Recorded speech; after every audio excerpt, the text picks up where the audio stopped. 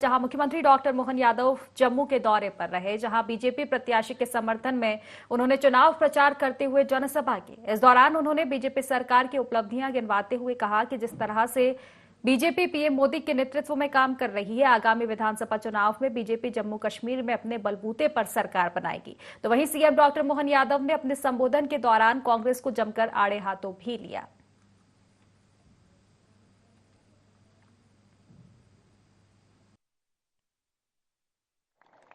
जितने अच्छे भाव से आपने अपनी उस गौरवशाली परंपरा को बनाए रखा है। मुझे बताया, जो मैं पूछ रहा था कि यहाँ बड़े बड़े खेती किसानी के रकबे कितने हैं, उनका कहना बड़े से बड़े आधा एकड़ से बड़े नहीं है। अधिकांश जगह खेती की जमीन तो थोड़ी है, लेकिन यहाँ बहादुरों की खेती होती है। अपने खून से अपने खेत लाल करने की हिम्मत होती है। तब देश कोई ऐसे नहीं बनता है।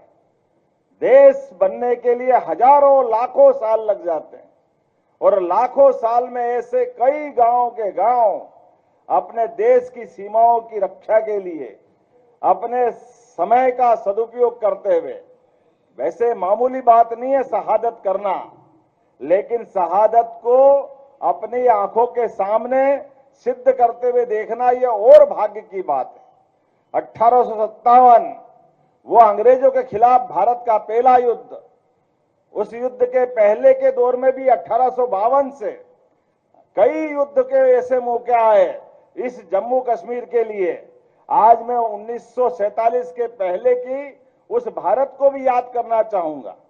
हमारे इस देश की सीमाएं अभी जो है उससे कई गुना बड़ी थी, लेकिन काल के प्रवाह में हमारे शासकों के द्वारा जो हमारे दुश्मन देश से आए थे, उन्होंने हमको लूटा, खसोटा, हमारे नोचा, और हमारे बीच के जितने हमारे मान बिंदु थे उन सबको नष्ट भ्रष्ट करने का प्रयास किया।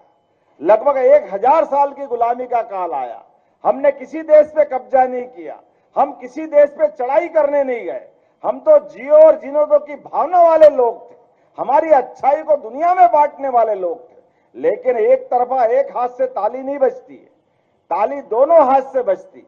हमारे लोग अपना बलिदान करने तो आगे बढ़े, लेकिन चालाक लोगों से निपटने के लिए थोड़े भोले पड़ गए।